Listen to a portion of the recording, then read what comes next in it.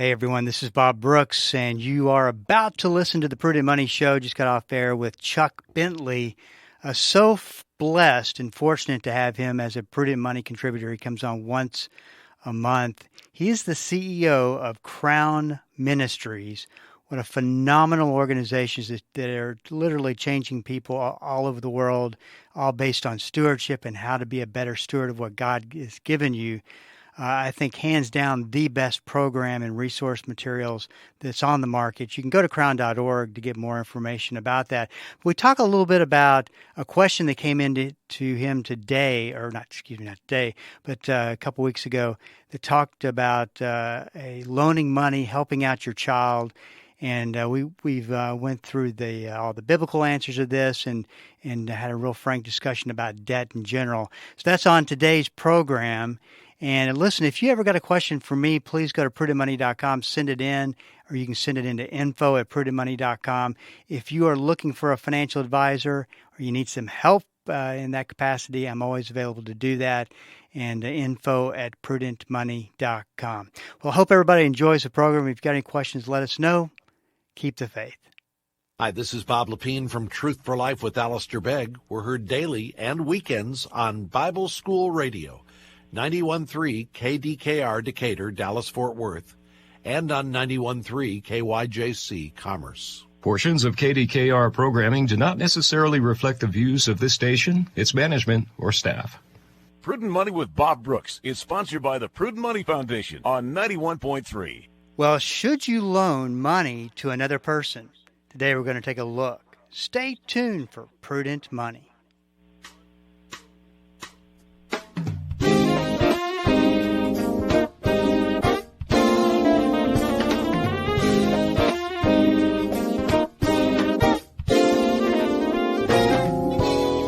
Good afternoon. This is Bob Brooks, and you are listening to the Prudent Money Radio Show. Thank you so much for joining me today. You know I do appreciate it.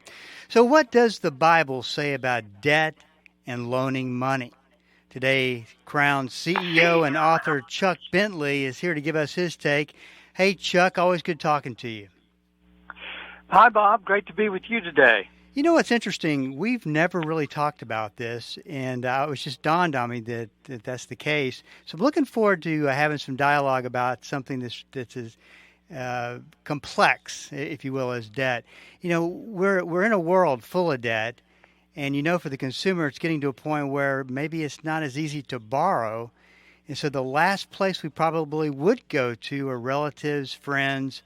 Unfortunately, you know, there's a lot of good guidance in the Bible on this. So let's talk a little bit about, from a Christianity standpoint, what all this means. So what does the Bible say about debt? Well, the Bible doesn't say that it's a sin. Many people think that it's declared to be a sin, but as you know, Bob, there are very limited warnings about debt in the Scripture. I think I did a study of this a while back. I think it's only referenced about 7 times, and that's in the Old and New Testament combined.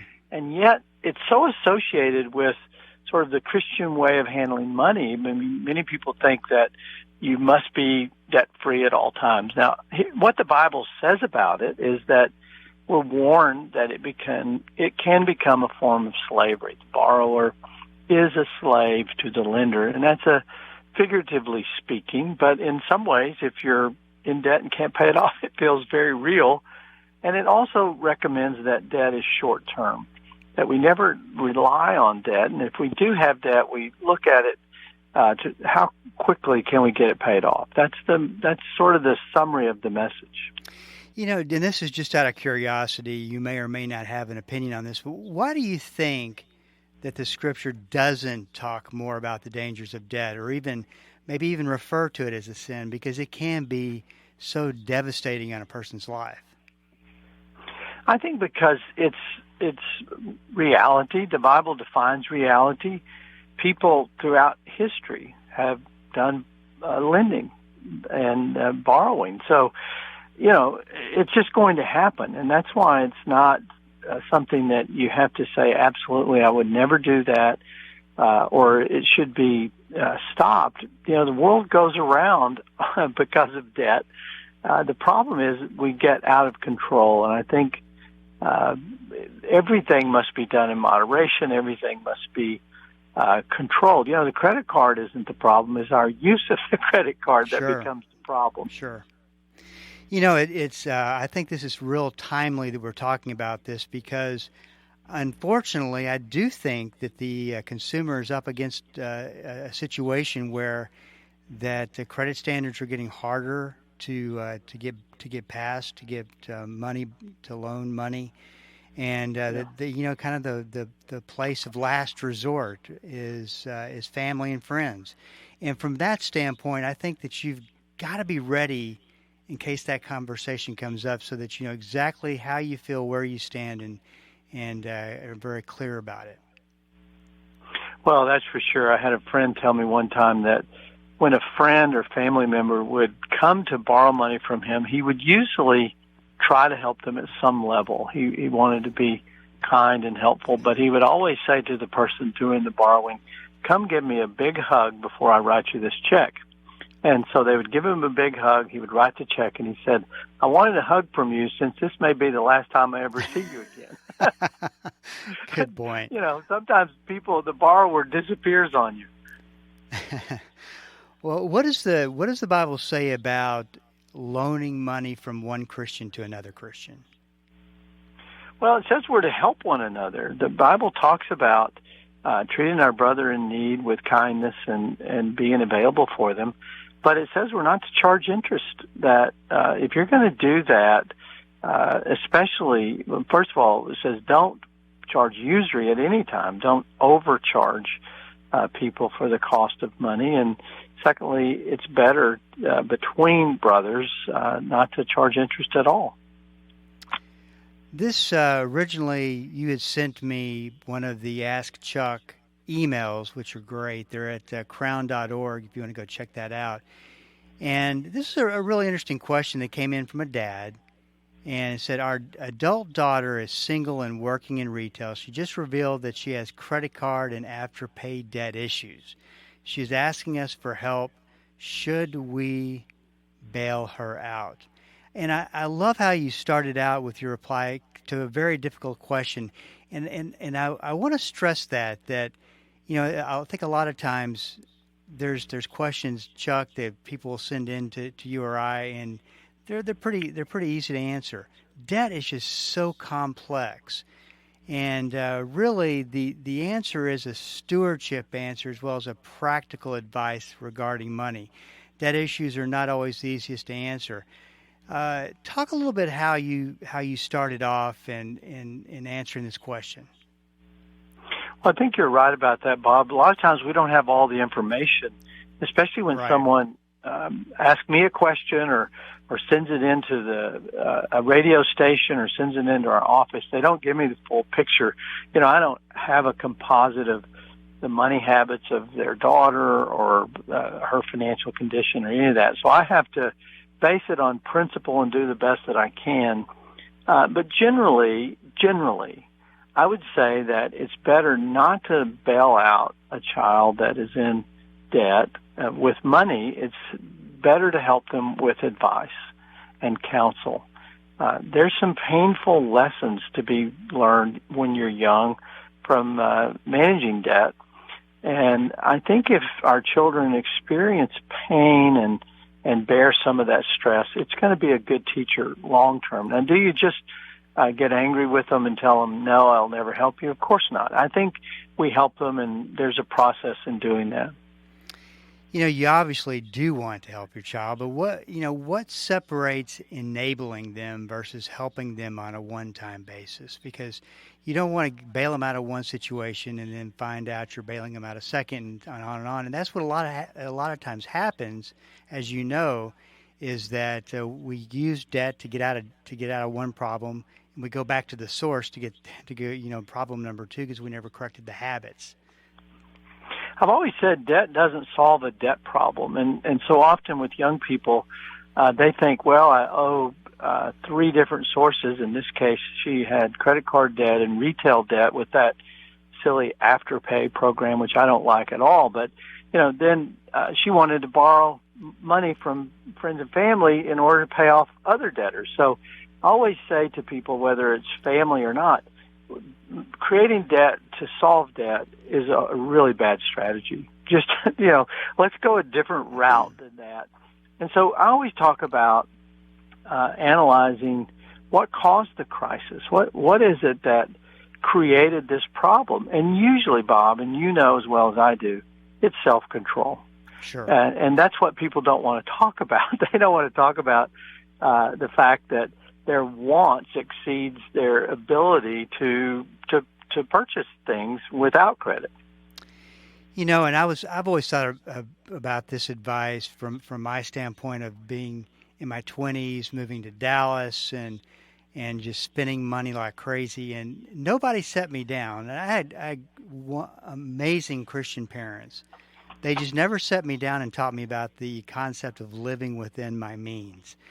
And I think that it's so very important from a parent-child standpoint to make sure that you are having those conversations with your kids, because there is only so much money that comes in, and there's only so much you can spend of it, and you still want to tithe, you still want to save, and do all those other things.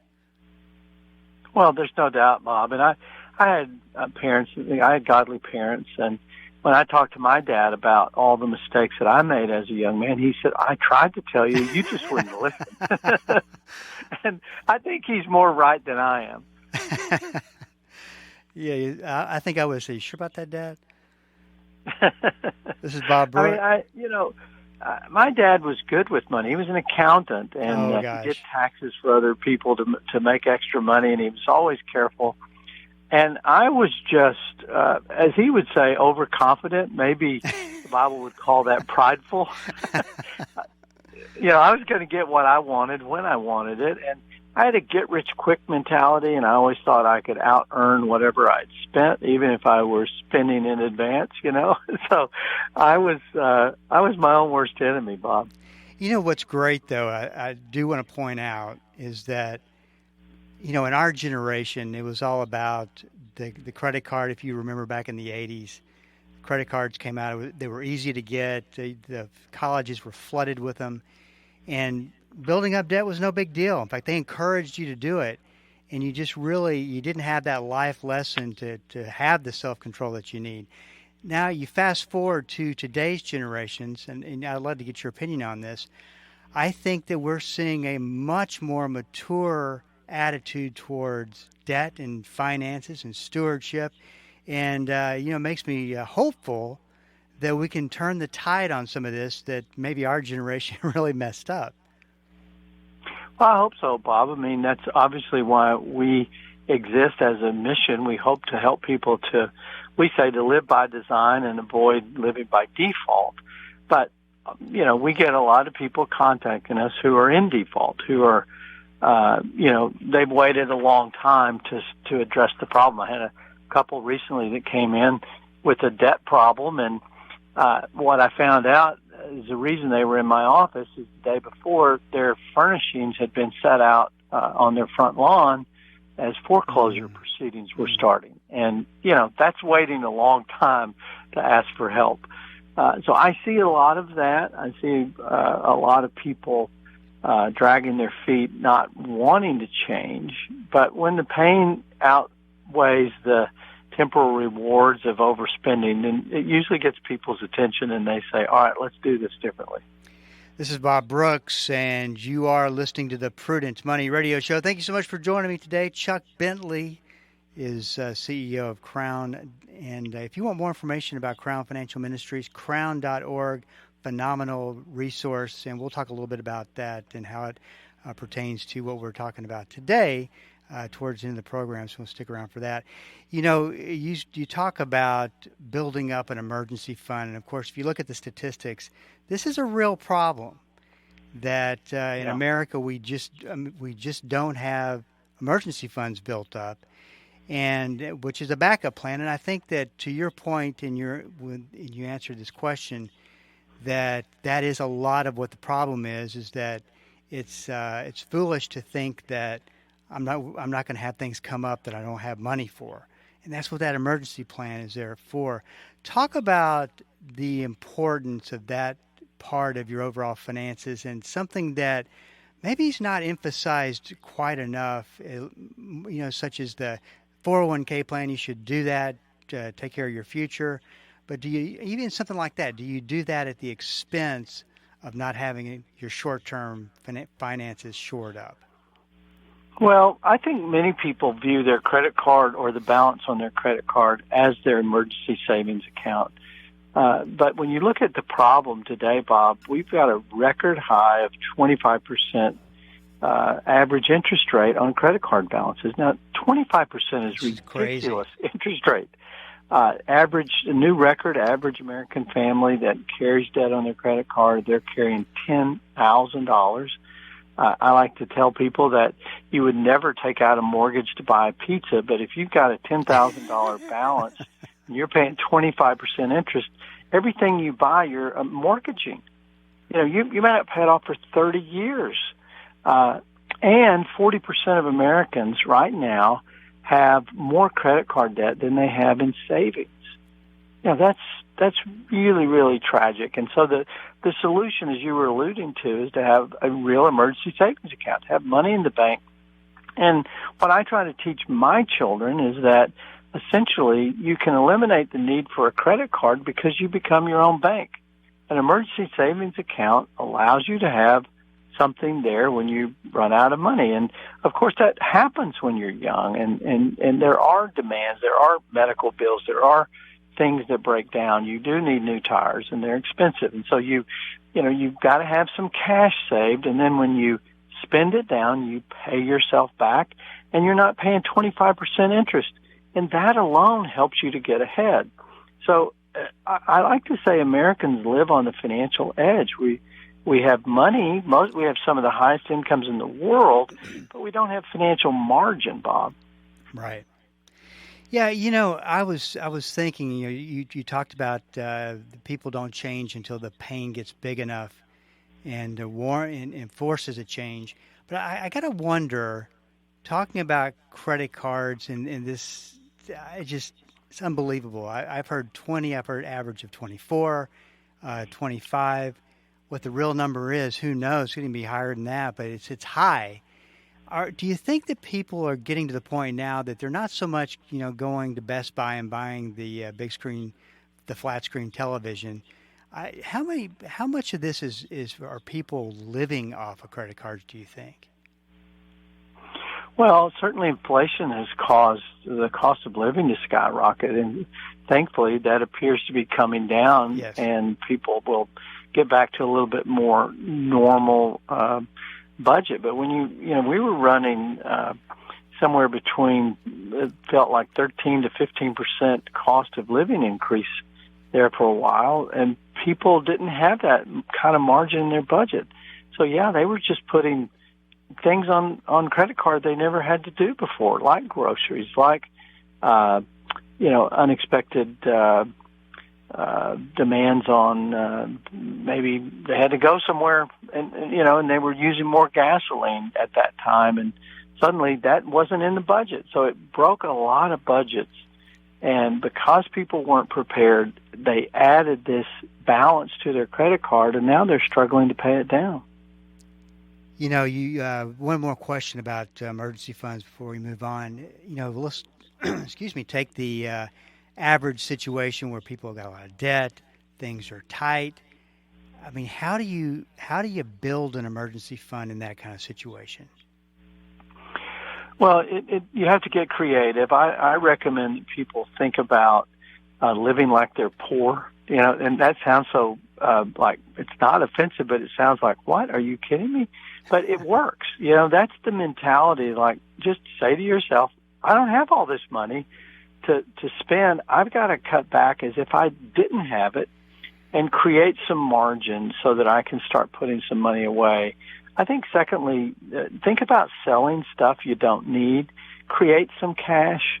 Probably for most people, there's a lot more opportunity to do that than they realize. You can hop on Facebook Marketplace and sell just about anything in your house. I have a son that loves to find deals and sell it. And he makes a nice side income just flipping things on Facebook Marketplace. And then I think that it's important in today's world, if you really are just short of making ends meet, think about a side job. In this gig economy, you can work online, find extra jobs. Our organization hires contractors constantly online. They work from home, and you can at least get out of a bind temporarily if you have to do it that way.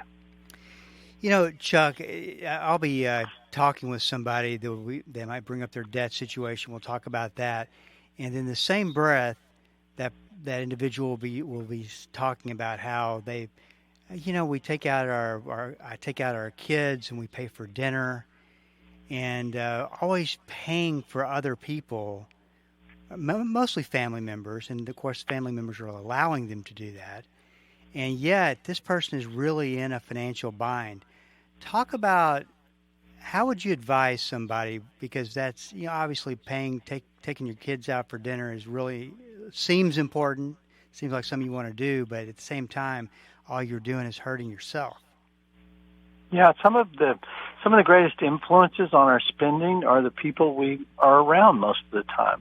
In the example you gave, Bob, it's children, but a lot of times it's friends. I had a son that went through the sneaker stage, and he and his buddies were buying expensive sneakers, and sometimes they were flipping them, and he would have 10 pair of expensive sneakers he didn't need in his closet. And I told him one day he didn't need new sneakers, he needed new friends, that weren't running up a bunch of debt and he kept telling me, they were improving in value, Bob. And I'm like, I've heard that. I don't think so, And so we have to look at where we spend our time, and that's a big influence. You and I both have had that probably in our past. You have a friend who, you're young, and suddenly they're driving a new car, and you look at your clunker and think, ooh, maybe I need to upgrade. Well, the people who are upgrading right now, average new car loan, they're paying $1,000 a month. Right. There's no way I would do that, Bob. I think to make the advice really grab hold of somebody, you got to take it to the level of stewardship. The most important aspect of what we're visiting about today. Talk about how you would lay the proper foundation to really get somebody's attention, because they probably haven't been thinking about it from a stewardship standpoint. I like to describe what it's like to experience the joy of financial freedom, Bob. You paint a picture of a better future, because so often we're living day to day. We're just trying to make ends meet, trying to make it to the end of the month without a problem. But when you think long term, you rise above the present pain. You paint a picture of just how wonderful it feels to reduce that stress, to be able to be more generous, to be able to save for the future, to not be fearful about what may come or what may happen next. It changes everything. And I like to help the people I deal with think about, if you can be content today, which means deny yourself all the little frivolous spending, the things that you don't have to keep up with others, so that you have what you need for tomorrow. Then you're on a path to financial freedom. And once you see what is possible, I think it changes the conversation from that budget being a constraint to that budget being a tool that will get you something much better in the future. We've got about a minute left, Chuck. Tell everybody how crown.org could help in this situation of getting out of debt and getting on with a good stewardship-based life. Well, we have lots of courses online. People could take courses right now. They can download free budget apps. We have coaches that people can engage with. A lot of times children learn from others better than they do their own parents. Sure. We get a lot of young people seeking our coaching ministry where somebody walks alongside them, helps them set up the budget, helps them pay their bills on time, pay down their debt, and to learn to be a good and faithful steward. So a lot of that at crown.org, Bob. Great information, Chuck. Listen, always a blessing to have you on the program, and look forward to talking to you next month. God bless you, friend. God Bye, bless Bob. you. Take care. This is Bob Brooks, and you are listening to the Prudent Money Radio Show. I can't begin to tell you how to get a question about debt and the advice about debt is such a complex issue, but one that we've got to really understand a little bit better about how to handle. This is Bob Brooks. If you got a question for me, please go to the website at prudentmoney.com and send it in, because we are all out of time. Till we do meet again next time, keep the faith and have a great rest of the day.